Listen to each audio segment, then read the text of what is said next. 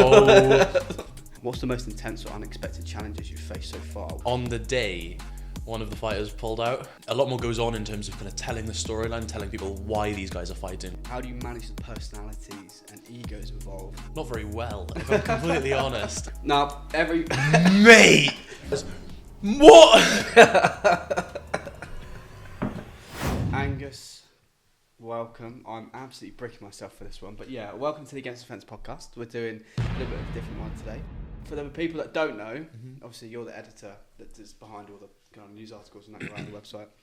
But beyond that, now you're starting to step into the promotional world of mixed martial arts and combat sports. And people might not always think about the work that goes on behind the scenes to plan these events and put these events together. Yeah. So the reason why I want to sit down with you today is to kind of get a little bit of an insight into how that comes together and some of your experiences on the way. Yeah. I've done this in Hot One style. Obviously, the questions hopefully will get a little bit more intense as the sauce gets more intense. That is the idea, but we'll see how it's going.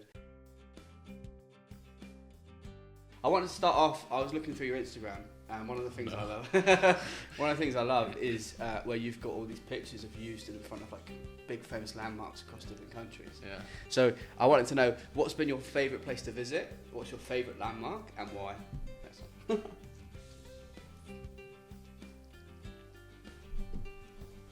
That's not bad. That's a fruity chili sauce. It's nice. Yeah, okay. I guess not the question I thought I was going to get first. I guess the kind of the weirdest one when people kind of talk to me about my traveling and stuff, they're like, "Oh, you went to Kazakhstan?" I'm like, "Yeah." So it's got to be the Bayrak Tower in Kazakhstan. I think it's the tallest tower in. I might be super wrong there, but it's one of the tallest towers in kind of Central Asia. And I was visiting a mate out there. He was studying out there, and he was like, "Oh, you should come visit me in Kazakhstan." I was like, "Yeah, all right." Like, and people know better than to invite me to things because I will follow through on them. Okay. So yeah, I think that's definitely the one, the kind of most impressive one, I guess. Yeah. I want that picture, and we'll put that picture in there for people to see. That's quite a good one. Cool. We're moving on quickly. Let's go to number 2.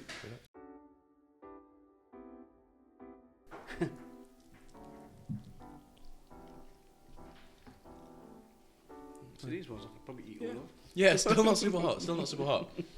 But I don't want to, cut to me in 20 minutes now crying. Yeah, watch. Now, before all the blood and punches, you've worked for the likes of the Welsh Exiles. You've done some freelance stuff for some PSG-based fan pages. How does doing media and social media for those kind of organisations compare to what you do now? Yeah, it's interesting, I guess. For the Welsh Exiles, it's a little bit less social media, but I kind of found myself doing that, so that wasn't what I originally went in to do. Obviously with PSG Talk, I was just a PSG fan. I was 16, 17 years old. I just wanted to write. And I think definitely in the world of work that I've got into now, I literally just went out and just started doing it, and the right people found me, really. So it's different, I definitely prefer doing stuff now because I get a lot more access when I actually get to go to the events and kind of a lot more freedom to do what I want.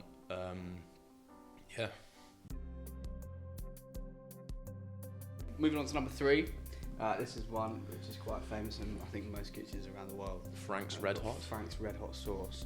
I need to make sure that I'm putting these away so I don't mix them up. I'm just keeping them in line. Yeah. All right. Okay. Ready? I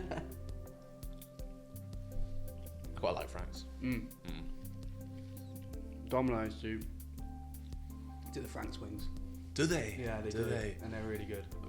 We don't have Frank's where I live, really. So really? Sorry, we don't have Domino's where I live, really. Oh, we do. It's a long way out though, but yeah. Yeah. For those that don't know, Angus lives basically in the middle of nowhere. Yeah, that's true. He's a proper Valley's boy. I'm not going to do that again. Good. Right. So hopefully, moving forward now, things should start heating up a little bit. Hopefully. Yeah, we'll see. Fight promotion is known for its high stakes, high stress kind of business. It's full on, well then really quiet and then super full on. What's the most intense or unexpected challenges you've faced so far whilst trying to organise an event? I guess this is a bit of inside, which I guess you quite like. So back in London, I was in charge of arranging a 4-man tournament between 4 kind of smaller creators for a fairly big show, Crypto Fight Night. And took us ages to arrange, really, really long, kind of getting the fighters, getting them, because obviously they'd never really been in a professional kind of fighting setup. We had to get them brain scans, blood tests, etc. Obviously get the contracts done. So we got to fight week, it was all good. The night before they weighed in, it was all good. And on the day, one of the fighters pulled out. Like, and it's a 4-man tournament. It's fairly integral to have all 4 men there. He never messaged me. He just messaged one of the owners and said, "Oh, I just couldn't arrange travel." Okay. So yeah, so he pulled out, which led to a bit of a stressful 2 hours trying to get a replacement. We got the replacement, but he arrived too late, so it went ahead as a 3-man tournament. It was all of it. It doesn't sound super stressful now, but at the time I was pretty pretty annoyed, pretty stressed. But I'd say that's the most stressful. And I guess another you mentioned the kind of the most intense moment. Was walking past Chris Cyborg's changing room, who was on the card, and she was just screaming in there, like hitting pads, like going nuts. I was like, I would hate to be in that room. Yeah. Oh yeah, she's intense, man. I don't think I spoke to her at all the entire fight week, but she was just there staring at people, like, yeah, intense fighter. Jesus Christ. Yeah. I like that. Yeah, fair enough. Next one is we've got a Nando's Heart, which. Okay. I think when I was trying to do the ordering of this, I was like, so we'll toss this one up, and then I'll let you tell me which one's hotter if I got it right. Pick it up.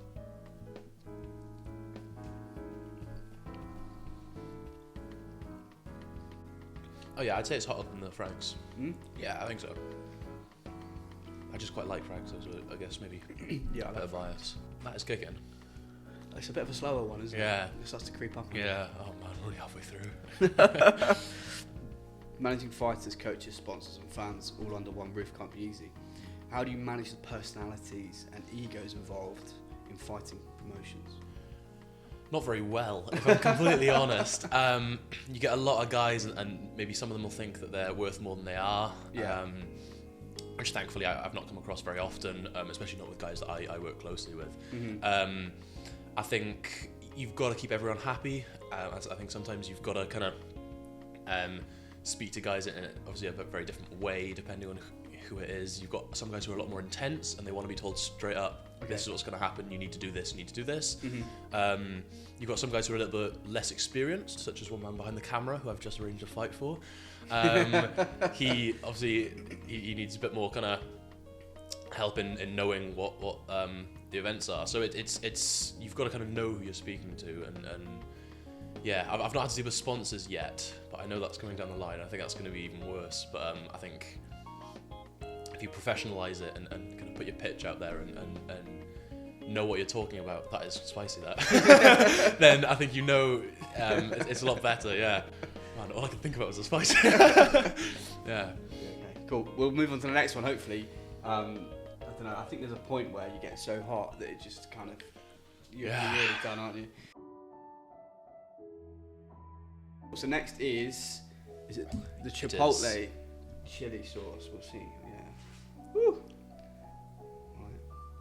Cheers.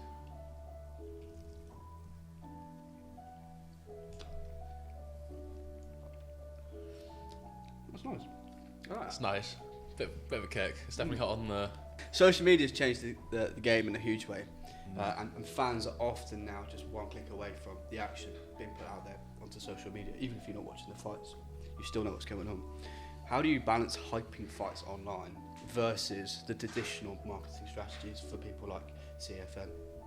Yeah, it's interesting. We've spoken a lot about marketing with CFN. It's different to normal boxing. Regular boxing, you put the fight out there, people talk. It's Anthony Joshua, great, that sells itself. Yeah.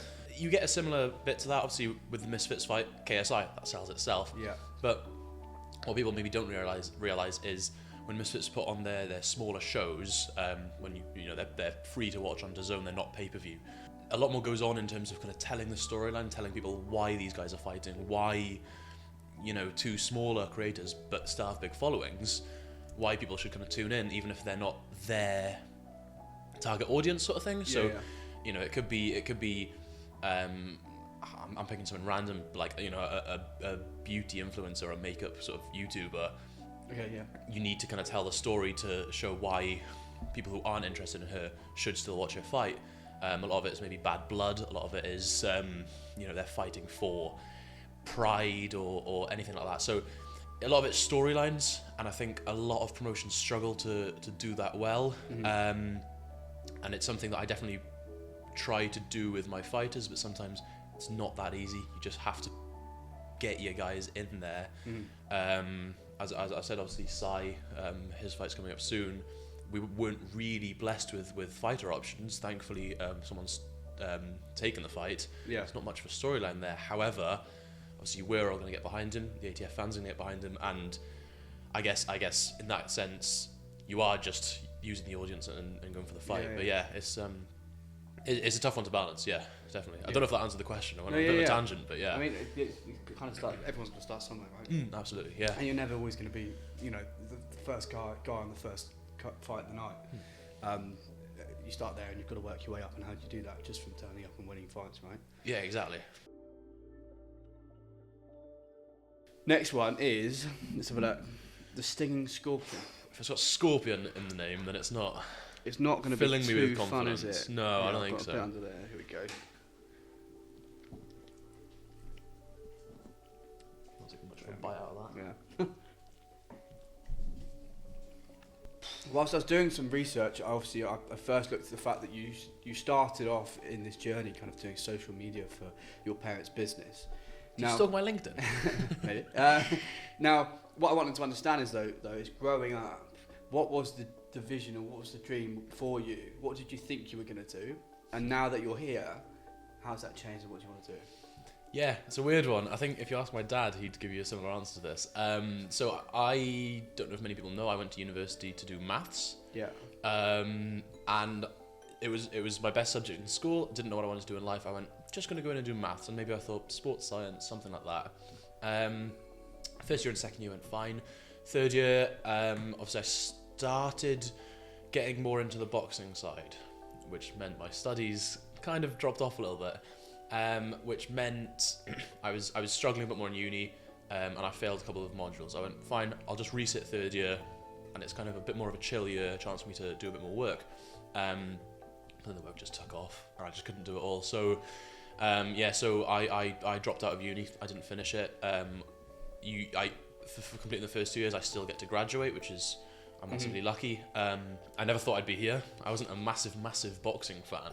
Yeah. When I started uni, so when I went in, I definitely didn't think I'd be here. But it's weird. I think when I just kind of put myself out there and when this is what I'm going to try and do, I wasn't getting paid for it.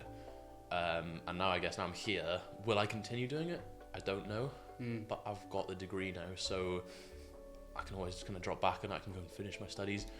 Don't know. Couldn't tell you. I'm still kind of young enough that I could get away with messing around doing this stuff for now. Is there a particular person you look at in that kind of scene and think, yeah, I could see myself doing that one day? I don't know if it's see myself doing what he does, but I really like how a previous person on this podcast, Ben Davis, I really like how he's kind of put himself out there. Obviously, he went on the smaller shows. He was doing it for free. He was.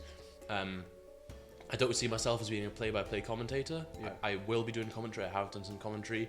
I don't see myself doing that, but I like how he's kind of built his way up, and I think the sky's the limit for him. And I think he'll continue to grow. And if I can be half as successful as him, that he's super young as well, and he's had some fights on different promotions. I think not that I look up to him, but I think I really appreciate I can appreciate how he's grown, and I think that's really, really impressive just from watching him, really. Yeah, I see that a lot because you two are probably both fairly similar, where you had like this one direction you were looking at through the degree or whatever it is you were doing at university, and then you've just completely gone a completely different direction. Yeah. And you're both kind of in this, you're both in the same scene, so yeah.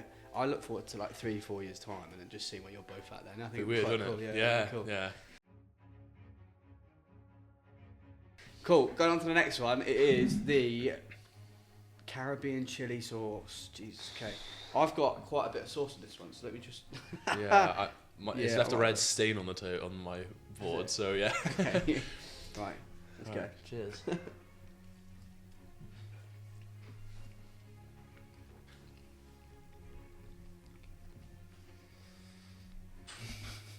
Yep. That's.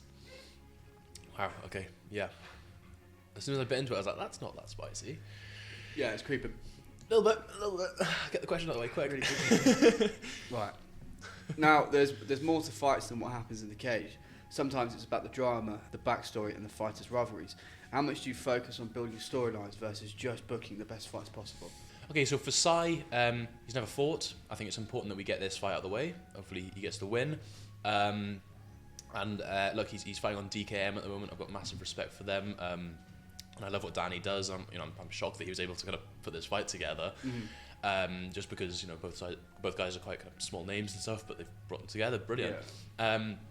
If I could wave my kind of magic wand and get Sai to fight anyone, I'd love for him to fight like a similar size, either a UFC fan, so like a fan channel person or something like.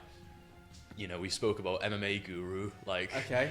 Yeah. I mean, he's quite big though. I think we'd be matching up with you. yeah, maybe, yeah. But I quite like either having someone in the same field, mm-hmm. or you do someone in a completely different field, which makes it completely weird. So, for example, I really want to see 2 rugby players fight. I've been working on that for a while. Yeah. Failing that, I'd love to see a rugby player versus an American footballer. Yeah, I think it just makes sense. Who's the toughest? No one wants to see rugby versus UK football because they're not about it. Just look where it is. Yeah.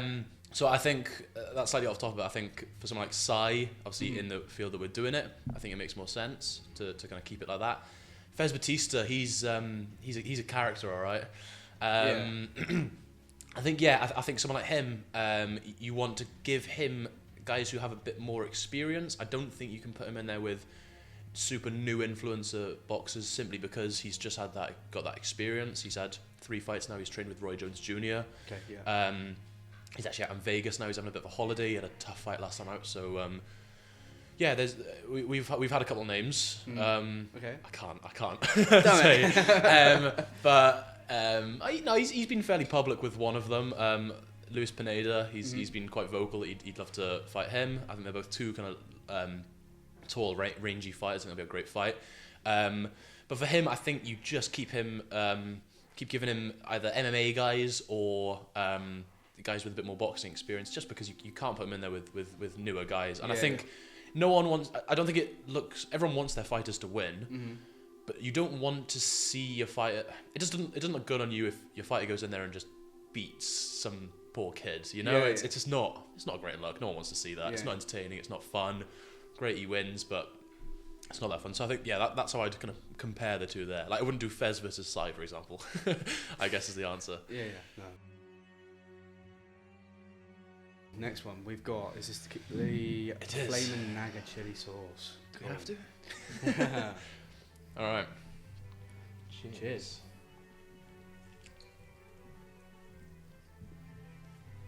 I missed them when they were warm. Yeah, they've cooled down a bit, haven't they? Yeah. It wasn't too bad, that, actually. No. That's not too bad. I actually think that was hotter. That was, far hot. Oh, actually, it's... Time. I don't know. It's burning a little bit. Well, that's why we've got the milk, so... Yeah, if you... that's our get out of jail free card. If you want me to suffer, I'll suffer. Oh, so if I don't, you won't? Yeah.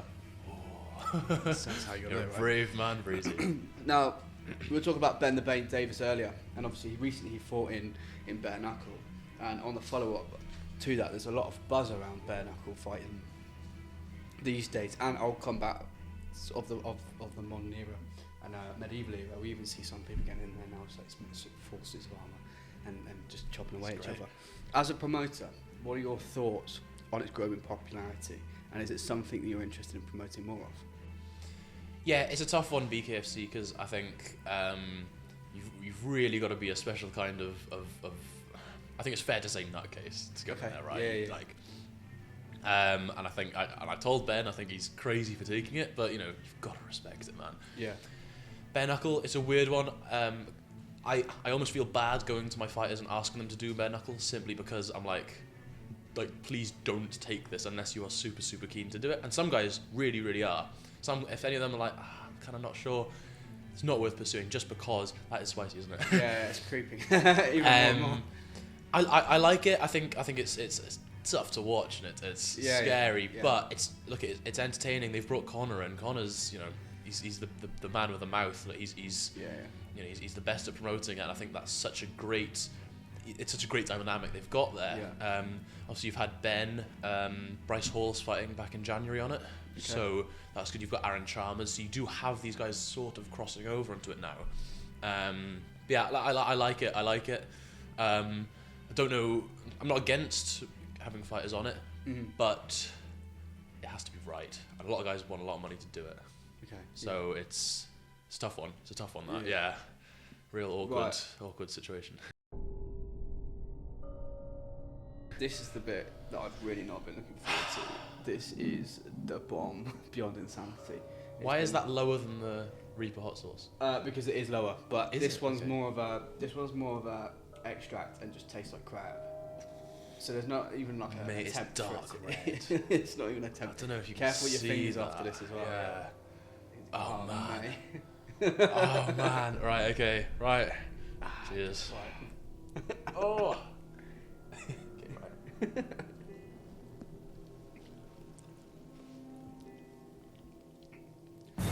Oh.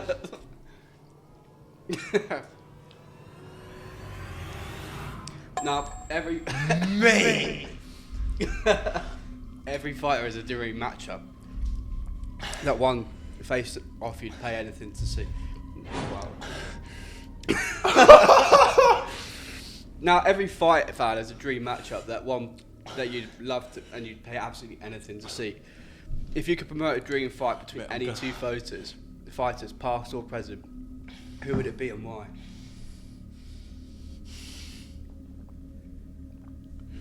Mate, that's outrageous. And as well, it tastes like. Yeah, it's horrible. Oh I'm mate. gonna join you.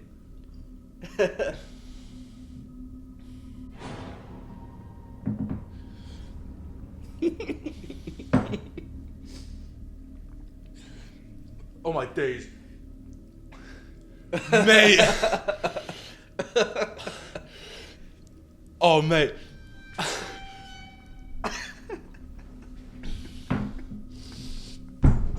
I'm sweating. Yeah.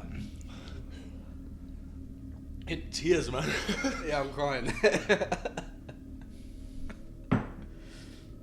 I can't tell if it's the laughing or if it's just that it's that hot. Mm-hmm.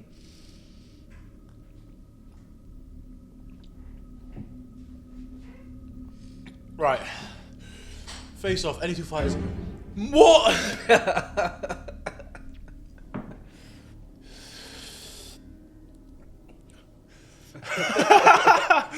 Okay. Apologies for the delay. Thanks for coming back. Okay. So, influence of boxing. The fight that everyone wants to see is KSI versus Jake Paul. Yeah. Part of me's kind of past that now. I think. Oh, that's still hot. Both guys have kind of gone on different trajectories. Wow, that's hot. It's a tough question, actually. There's one I really wanted to see a few years back, and it was booked. It was Otto Wallen versus Dillian White. I'm trying to go a bit more pro fighter here. Massive fan of Otto. I've chatted to him loads. Dillian White, I think, was there for the beating.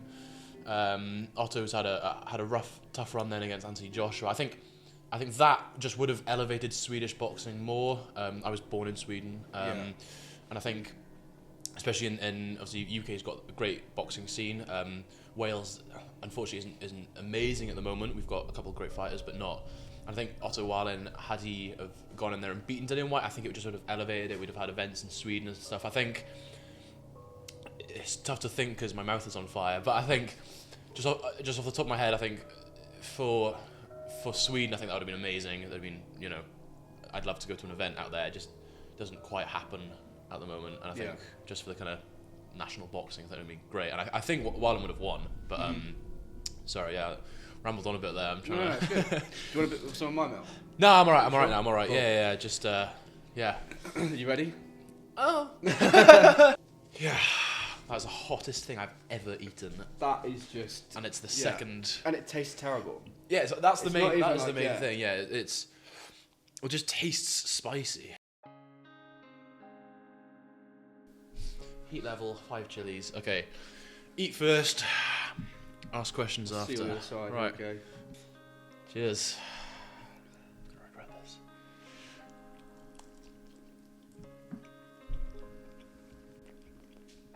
It's tastier. Oh, it's a bit slower though. It's like It's slow, but I can feel it coming. yeah. This will be awful. Right, quick, get the question. Right, we made it to the final round. Amazing. It's interesting to see kind of from here, like the story from going to uni to where you are now, and you've got a long way to go. What's the biggest lessons that you've learnt so far in fight promotion, and what would you want to pass on to someone that's looking to get into the same kind of business? If you value your mental health, don't. It's stressful as anything. Yeah. But look, I think with all jobs, I think you need a bit of stress. I think if you just want to work a 9 to 5, it's not. Maybe it's not kind of as stressful, but I think that sounds really out of touch. Actually, I shouldn't have said that. Well, I mean, oh wow. I'm just really happy I don't have to talk. Yeah. I think for anyone that wants to get into it, Yeah. I feel my eyes watering. Yeah, that's all that. If anyone wants to get into it, and I think this is kind of good advice for anyone that wants to get into anything almost. I think social media is such a massive tool these days. It used to be you just go on and post about stupid stuff. You post about your holiday and that. Yeah. Maybe that's true for my Instagram. But I think for Twitter, I wouldn't use Twitter anymore if I didn't get opportunities out of it. Yeah. Every opportunity I've had has come through social media, just from me posting about things. And I think a lot of people will see my Twitter and go, "Oh, he's just an idiot. He's a troll." Well, Yeah. maybe less of a troll, but I think well, I like making jokes and stuff online. But I think you put yourself out there, you talk to the right people on any social. LinkedIn's massive. It's something I've only really got into recently. You start if you wanted to get into travel writing, for example, you start putting stuff out there. You just start writing yourself. I think the best thing to do is just to start doing it, and then hopefully the money will follow. And I was very lucky that I found the right people and got the right opportunities. So yeah. Sorry, that's hot. No, that is Thank you very much. Thank you. This has been fun. It's something I've always wanted to do. So Has it been fun? I'm just glad that I've got to experience it, and I'm really happy I've got to experience it with you. So yeah, Thank you very much. guys, for our suffering, if you are still here, don't forget, like, follow, subscribe. We'll see you in the next one.